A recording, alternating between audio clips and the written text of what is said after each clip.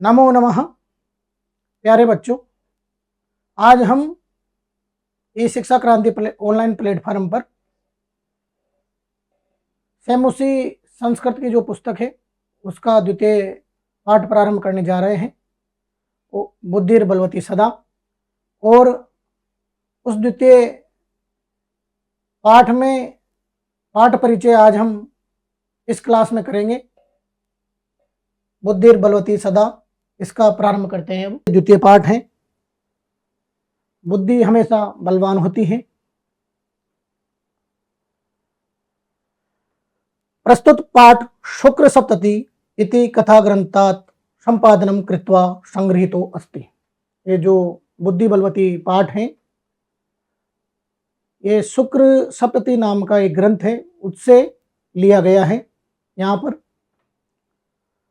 अत्र पाठांसे स्वलघु पुत्राभ्याम सह कानन मार्गेण पितृगृहं प्रति गच्छन्त्याः बुद्धिमती नाम्न्याः महिलायाः मतिकौशलं प्रदर्शितं वर्तते। यह पाठ, इस पाठ का जो अंश है वो यह है, स्वलघु पुत्राभ्याम, अपने लघु पुत्रों के साथ कानन मार्गेण, जंगल मार्ग से, पितृगृहं प्रति, पिता के घर की ओर, गच्छन्त्या जाती हुई, बुद्धिमती नाम्न्याः महिलायाः, बुद्धिमती नाम की जो महिला है, मति कौशलम प्रदर्शितम वर्तते, उसने मति कौशल, जो अपना बुद्धि कौशल दिखाया, उसके बारे में इस पाठ में हम पढ़ेंगे कि कैसे उसने अपनी बुद्धि कौशल यहाँ पर दिखाया। अपने लघु पुत्रों के साथ वो अपने पिता की घर की ओर जा रही थी। रास्ते में उसको व्याघ्र मिला, बाघ मिला, और उसने अपनी मति कौशल वहाँ पर दिखाया। सा पुरतः समागतम सिंहमपि भीतिम उत्पाद्य ततः निवार्यति, उसको रास्ते में मिले हुए बाघ को डरा करके उसने भगाया और अपने मति कौशल को यहाँ पर प्रदर्शित किया। इयं कथा नीति निपुणयोः सुखसारिकयोः संवाद माध्यमेन सद्व्रते विकासार्थ प्रेरयति। ये जो कथा है वो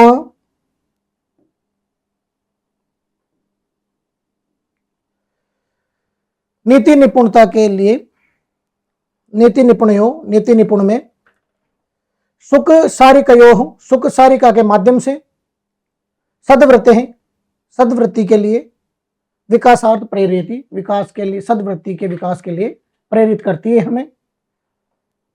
इस पद्यांश में जो कठिन शब्द थे, जिनका शब्दार्थ आसान नहीं है, उनको हमने संकलित किया हुआ है आपकी सुविधाओं के लिए। जैसे शुक्र सप्तति, ये तो कथा ग्रंथ है, एक नीति कथा संग्रह है, इसमें अनेक कथाएं हैं। उनमें से एक कथा थी बुद्धि बलवती सदा, जो आपकी पुस्तक सेमुसी में द्वितीय पाठ के रूप में यहाँ संकलित हैं। शब्द हैं स्वलघु पुत्राभ्याम, अपने छोटे पुत्रों के, स्वलघु पुत्राभ्याम सह, अपने छोटे पुत्रों के साथ। कानन मार्गेण, कानन इस शब्द का अर्थ है जंगल, मार्ग यानी रास्ता, तृतीय विभक्ति का प्रयोग है, तो कानन मार्गेण, जंगल के रास्ते से। मति कौशलम, मति यानी बुद्धि, कौशल यानी कुशलता, निपुणता, तो बुद्धि की कुशलता, शब्द शाब्दिक अर्थ होगा बुद्धि की कुशलता। भीतिम उत्पाद्य, भीति यानी डर, उत्पाद्य यानी उत्पन्न करना, डर उत्पन्न करके। सुख सारिकयोः, तोता और मैना, सुख सारिका, सुख यानी तोता, सारिका यानी मैना, सद्वृत्ति, अच्छे व्यवहार के, अच्छे व्यवहार में। आगे चलते हैं। बुद्धि बलवती सदा, इस पाठ के जो पात्र हैं उनको यहाँ संकलित किया हुआ है। पहले पात्रों के बारे में आपको बता देता हूँ कि कौन कौन से पात्र इसमें आएंगे। इस कहानी का जो मुख्य पात्र है वो है बुद्धिमती नाम की महिला। इस कहानी का मुख्य पात्र है बुद्धिमती नाम की महिला, ये मुख्य पात्र है। दूसरा पात्र है राज सिंह, जो उसका पति है। दो पुत्र हैं, ये सहायक पात्र हैं। व्याघ्र यानी बाघ एक पात्र ये है। श्रृगाल, जम्बुक जिसको सियार भी कहते हैं, लोमड़ी ये भी एक पात्र है इस कहानी का। शुक यानी तोता कथा का सूत्रधारक है। और सारिका, मैना संवाद पात्र हैं, जो शुक और सारिका आपस में संवाद कर रहे हैं, जिसके मध्य कहानी है बुद्धि बलवती सदा। इसका अध्ययन आज हम विस्तार पूर्वक करेंगे और अच्छी तरीके से करेंगे ताकि आपको समझ में आए। आप अपनी सक्रियता दिखाते हुए बिल्कुल जहाँ पर जो आपके समझ में नहीं आए उसको कमेंट बॉक्स में आप लिख सकते हो, ताकि आपकी समस्याओं का निवारण किया जा सके।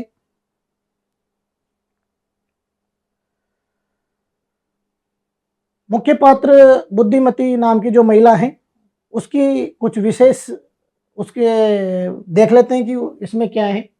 जैसे मुख्य पात्र है, नायिका है बुद्धिमती, ये कौन है तो इसके बारे में जो विस्तार पूर्वक थोड़ा बहुत यहाँ पर सार हमने लिखा हुआ है। राज सिंह की पत्नी है और दो पुत्रों की मां है। अत्यंत बुद्धिमान है, साहसी और व्यवहारिक है। संकट के समय बुद्धिमानी से बाघ को 2 बार डराकर भगाती है। कहानी में विस्तार पूर्वक देखते हैं कि कैसे जब इसके सामने संकट आता है, व्याघ्र आ जाता है, बाघ आ जाता है, एक डरावनी स्थिति हो जाती है कि घने जंगल में अकेली महिला को बाघ मिल जाए, तो कैसे अपने बुद्धि कौशल के द्वारा वो एक बार नहीं दो बार उसको डराकर भगाती है। कहानी का नीतिपरक संदेश इसी पात्र के माध्यम से मिलता है कि कहानी का जो संदेश है, बुद्धि हमेशा बलवान होती है, ये यही पात्र हमें इस कहानी में देता है। तो मुख्य पात्र बुद्धिमती। अन्य पात्रों के बारे में भी थोड़ा थोड़ा हम देखते हैं यहाँ पर। दूसरा पात्र है राज सिंह, देवल गांव का राजपुत्र है, बुद्धिमती का पति है। कहानी में सीधा इसका संवाद नहीं है, इसका रोल नहीं है, मगर फिर भी पृष्ठभूमि में इसकी उपस्थिति यहाँ दिखाई देती है, हमें इसका नाम मिलता है, इसलिए ये भी इस कहानी का पात्र है राज सिंह। बुद्धिमती के पुत्र कहानी के पात्र हैं, सहायक पात्र हैं। 2 छोटे बच्चे हैं जो अपनी माँ के साथ माँ के पितृगृह जा रहे हैं। बाघ को डराने के लिए बुद्धि इनका उपयोग करती है, इनकी मदद से बाघ को डराकर भगाती है। सीधे संवाद नहीं है इनका, पर कहानी की योजना में इनका महत्वपूर्ण योगदान है। इनका संवाद हम कहानी में नहीं देखेंगे कि ये कोई संवाद कर रहे हैं, मगर कहानी में इनका महत्वपूर्ण योगदान दिखाई देता है। तो अगला पात्र है व्याघ्र, जो हम कह सकते हैं कि नायक के बाद दूसरा मुख्य पात्र है, तो व्याघ्र है। व्याघ्र शब्द का अर्थ होता है बाघ। जंगल में बुद्धिमती को दिखाई देता है। इस कहानी में क्या हो, जो व्याघ्र का रोल है वो ये है कि जंगल में बुद्धिमती को दिखाई देता है। पहली बार उसकी बातों से भयभीत होकर भाग जाता है। दूसरी बात, श्रृगाल के भड़काने पर वापस आता है। फिर भी बुद्धिमती अपनी चतुरता के द्वारा इसको वापस डराकर भगा देती है।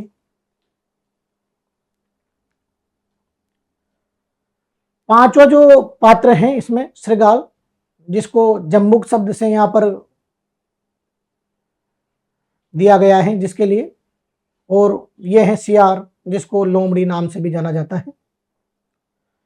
ये चालाक हैं, धूर्त हैं, बाघ को भड़काता है, बाघ को भड़काकर वापस बुद्धिमती के पास लाने की योजना बनाता है। गले से बंधा हुआ बाघ के साथ आता है। अंत में बुद्धिमती की डांट और चाल से अपमानित होकर बाघ इसको भी अपने साथ भगाकर ले जाता है। शुक और तोता, ये तो शुक्र सप्तती के आपस में संवाद पात्र हैं, नैतिकताओं का वाचक पात्र हैं। कहानी शुक और सारिका के संवाद के रूप में सुनाई जाती है और अब हम पाठ स्टार्ट करते हैं, प्रारंभ करते हैं। सारिका मेना है जो सुख की संवादी पक्षी हैं, नीति सत्कर्म विवेक की चर्चाओं में भाग लेती हैं। बुद्धि बलवती सदा, इसके शीर्षक से ही हमें इसके शिक्षा का पता चलता है कि ये हमें क्या शिक्षा देना चाहती है। कहानी कथा, बुद्धि बलवती सदा यानी बुद्धि हमेशा बलवान होती है। बुद्धि के माध्यम से कोई सी भी विकट परिस्थिति आ जाए, कोई सी भी समस्या आ जाए, उसका समाधान किया जा सकता है। बस धैर्य की जरूरत होती है। यही हमें इस कहानी के माध्यम से सीखने को मिलता है। अस्ति देवलाख्यो ग्रामः, देवलाख्यो ग्रामः अस्ति। देवल नाम का एक गांव था, देवल नाम का एक गांव था। तत्र राजसिंह नाम राजपुत्र वसति स्म। उस गांव में राजसिंह नाम का एक राजपुत्र रहता था। एकदा केनापि आवश्यक कार्येण तस्य भार्या बुद्धिमती पुत्रद्वयोपेता पितृगृहं प्रति चलिता। एक समय केनापि आवश्यकम कार्यम, कुछ आवश्यक कार्य के कारण, तस्य भार्या, उसकी भार्या, उसकी पत्नी बुद्धिमती, उसकी जो पत्नी थी बुद्धिमती, पुत्र द्वयो उपेता, अपने दो पुत्रों को साथ में लेकर के पितृगृहम प्रति चलिता, पिता के घर की ओर चलती है। कुछ कार्य आ जाने के कारण जो राजसिंह की पत्नी थी बुद्धिमती, वो अपने छोटे दो पुत्रों के साथ अपने पिता के घर की ओर चलती है। मार्गे गहन कानने सा एकम व्याघ्रम ददर्शः।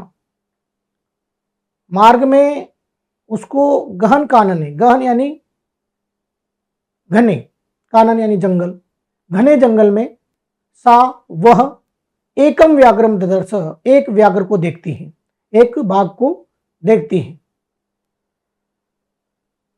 बाघ को देखते हैं। स व्याघ्रम आगच्छन्तम दृष्ट्वा धार्ष्ट्यात् पुत्रौ चपेटया प्रहृत्य जगाद। कथम एकैकसौ व्याघ्रम भक्षणाय कलहम कुरुतः। जब वो व्याघ्र को देखती है तो घबराती नहीं, अपने बुद्धि कौशल का प्रयोग करती है और व्याघ्र को सव्याघ्रम आगच्छन्तम दृष्ट्वा, उसने व्याघ्र को आते हुए देखा तो दाष्ट्यात् पुत्रो चपेटया, गुस्से से पुत्र को थप्पड़ मारती है, प्रहृत्य मारती है, जगात और कहती है कथम एकैकसो व्याघ्रम भक्षणाय कलहम कुरुत। क्यों तुम एक बाघ को खाने के लिए, एक ही बाघ को खाने के लिए लड़ रहे हो? क्यों तुम एक ही बाघ को खाने के लिए लड़ रहे हो? अयम एकस तावद विभज्य भुज्यताम, इस एक को ही बांट करके खा लो। पश्चात अन्यो द्वितीय कच्चित लक्ष्यते, बाद में दूसरा देखा जाएगा। वो अपने मति कौशल का यहां पर उपयोग लेती है। राज सिंह की पत्नी बुद्धिमती जब रास्ते में जा रही थी तो घने जंगल में उसको एक व्याघ्र दिखाई देता है। तो व्याघ्र को देखते हुए घबराती नहीं है और व्याघ्र को जैसे उसने अपने तरफ आते हुए देखा तो अपने पुत्र को थप्पड़ मारते हुए कहती है कि एक व्याघ्र के लिए तुम दोनों क्यों लड़ रहे हो? अभी तो इस व्याघ्र को मार के बांट के खा लो, बाद में अन्य व्याघ्र देखा जाएगा, अन्य व्याघ्र दिखता है तब और देखते हैं। इस पैराग्राफ में जो कठिन शब्द आए हैं उनको यहाँ पर है। जैसे देवलाख्य तो सीधा है, आपको देवल नाम का गांव था, देवल पता चल रहा है। वसति इसमें शब्द का अर्थ रहता था, भार्या यानी पत्नी, पुत्र द्वयोपेता, दो पुत्रों के साथ, व्याघ्रम यानी बाघ, दाष्ट्यात साहसपूर्वक, चपेटया थप्पड़ से, कलहम, झगड़ा, क्रोध कर रहे हो। यहाँ हमने सीधा हिंदी अनुवाद यहाँ पर दे रखा है आपके लिए, ताकि इसको आप अपने नोटबुक में लिख लीजिए बिल्कुल, और बाद में तब आपको कोई स्वाध्याय करो तो उस समय आपको कठिनता ना हो। देवल नामक गांव में राज सिंह नाम का एक राजपुत्र रहता था।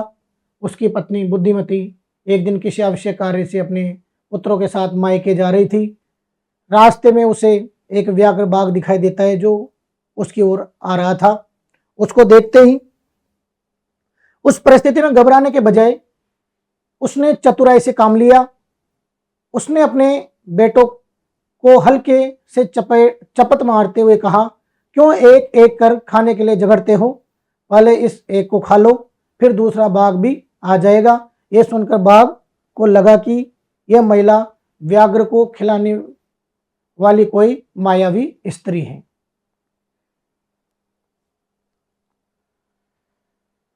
इति श्रुत्वा, जैसे ही बाघ ने उन दोनों की बातें सुनी अपने पुत्रों से, वो महिला जैसे बोल रही थी कि इस एक को अभी भक्षण कर लो, तो इति श्रुत्वा, ये सुन करके व्याघ्र मारी काचिद अयमिति,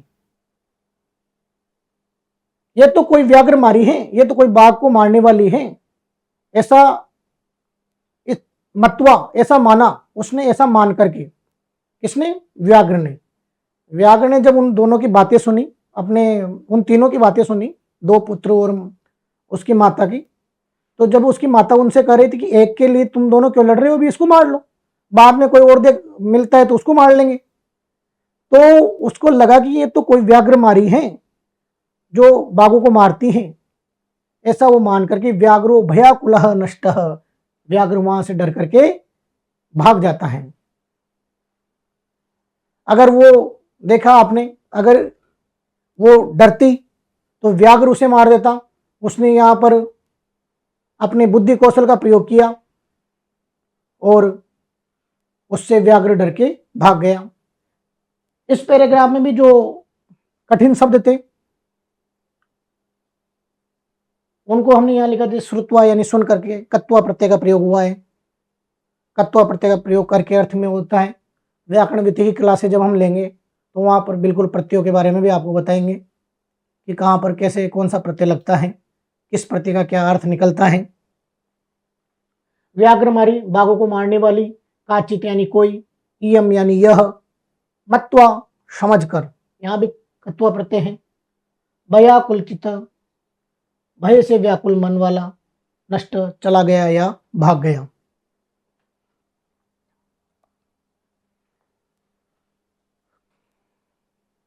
निज बुद्ध्या विमुक्ताशा भयाद व्याघ्रस्य भामिनी, अन्योपि बुद्धिमान लोके मुच्यते महतो भयात्। श्लोक है, श्लोकार्थ देखते हैं। सा भामिनी, अन्वय निकालते हैं इसका कि सा भामिनी निज बुद्धिया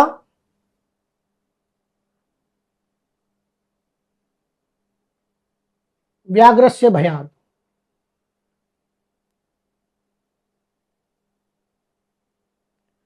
सा भामिनी यानी सा यानी वह, भामिनी यानी स्त्री, वह भयाद विमुक्ता, वह स्त्री निज बुद्धि, अपनी बुद्धि के दम पर व्याघ्र से भयाद विमुक्ता, व्याघ्र के भय से विमुक्त हो जाती हैं।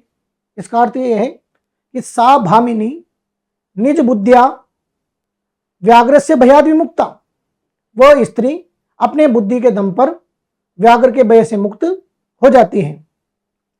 अन्योपि बुद्धिमान लोके मुच्यते महतो भयात्। अन्योपि बुद्धिमान लोके, लोके अन्यो बुद्धिमान, अपि महतो भयात् मुच्यते। लोक में जो अन्य बुद्धिमान लोग हैं, अन्य बुद्धिमान लोग हैं, वो भी अपने बुद्धि के दम पर महतो भयात् मुच्यते, महान भय से विमुक्त हो जाते हैं। महान भय से विमुक्त हो जाते हैं। श्लोकार्थ पुनः देखते हैं।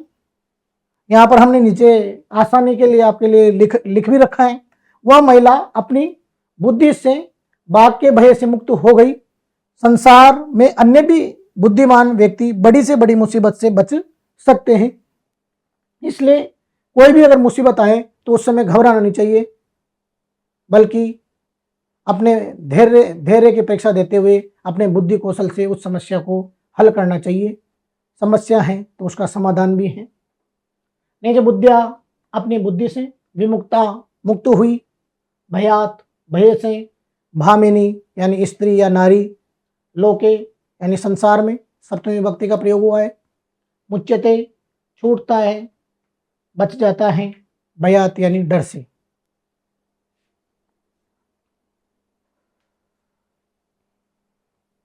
आगे कहानी देखते हैं। भयाकुलम व्याघ्रम दृष्ट्वा कश्चित् धूर्तः श्रृगालः असन्नाः।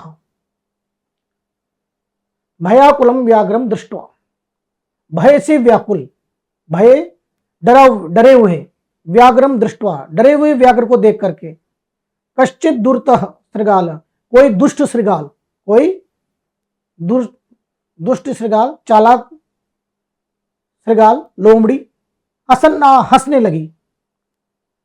जब श्रृगाल ने देखा कि कोई व्याघ्र है, बाघ है, डरा हुआ भागा जा रहा है, तो उसको देख करके वो हंसने लगी। भवान कुतः भयात् पलायितः, तुम डर के कहां भाग रहे हो, कहां से डर के भाग रहे हो।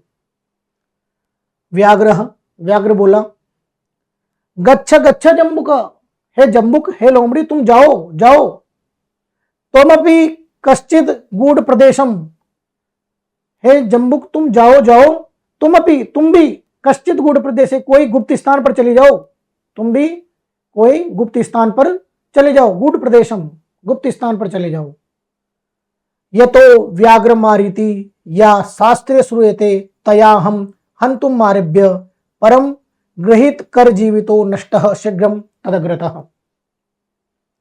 व्याघ्र बोलता है कि हे लोमड़ी, तुम भी यहां से भागो और कोई गूढ़ प्रदेश में छिप जाओ।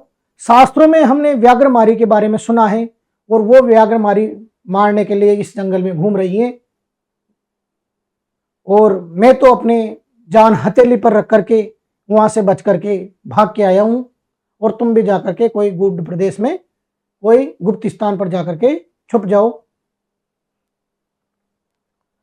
इस पैराग्राफ में, इस चैप्टर में जो कठिन शब्द थे, जैसे धूर्त शब्द का अर्थ है चालाक या धोखेबाज, श्रृगालः यानी शियार, हसन यानी हंसता हुआ, भवान यानी आप, कुतः यानी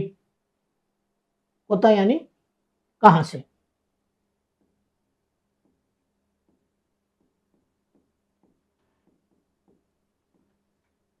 कुतः यानी कहां से।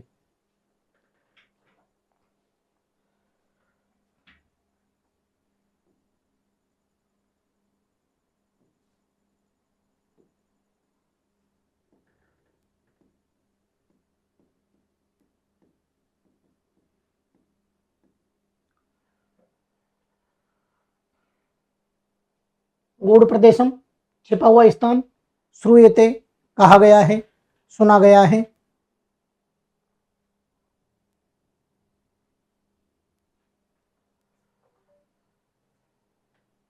जो हमने पढ़ा उसका हिंदी अनुवाद यहाँ आपके लिए आसानी के लिए दे रखा है, ताकि इसको आप अपने नोटबुक में लिख सको और स्वाध्याय करते समय आसानी हो आपके लिए। एक चालाक श्रृगाल शियार ने डरकर भागते हुए बाघ को देखा।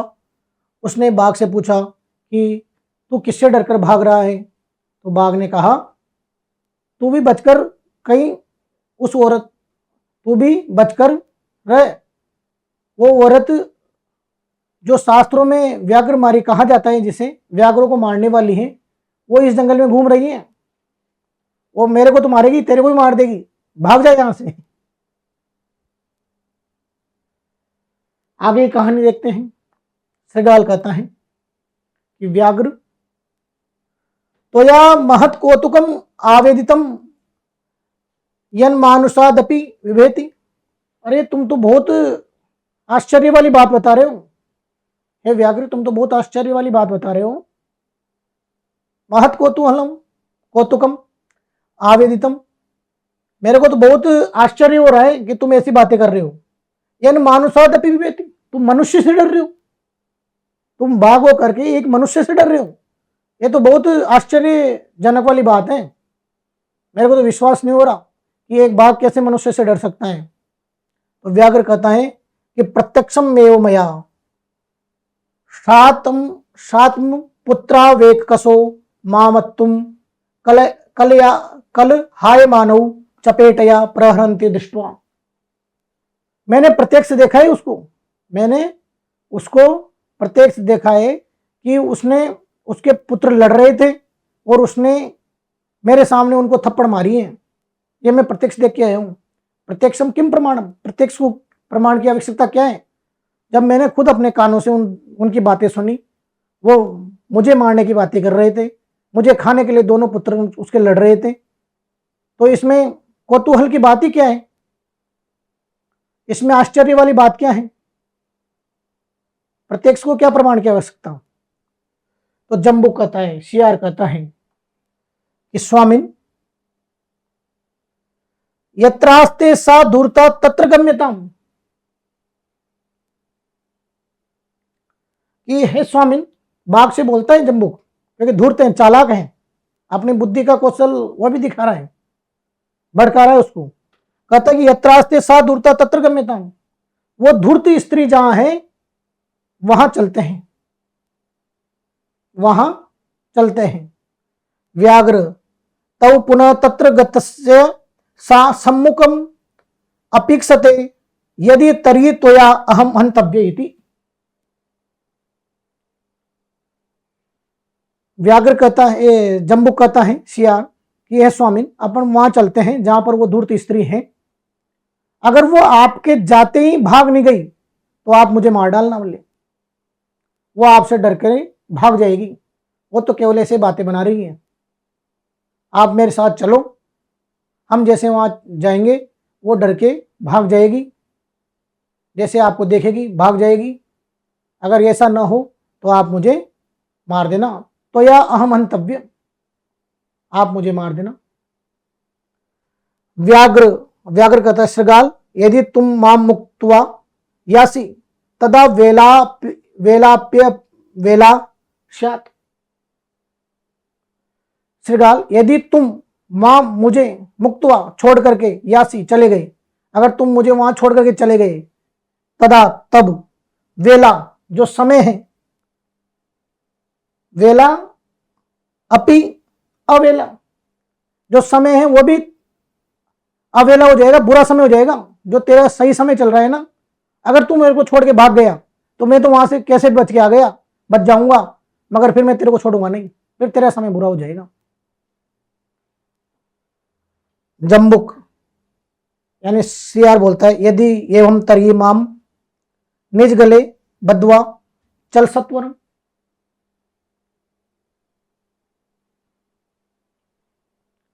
कि यदि आपको अगर ऐसी बात है तो आप मेरे गले को अपने गले में बांध लीजिए और चलते हैं, शीघ्र चलते हैं, सत्वरम, चल शीघ्र चलते हैं। महत कौतुकम, बड़ा आश्चर्य,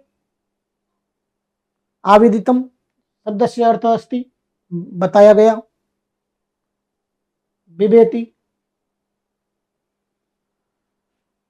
शब्द है, विवेशी, डरते हो। सात में पुत्रों, अपने पुत्रों सहित, अत्तुम खाने के लिए, चपेटिया थप्पड़ से, दृष्टा देखी गई।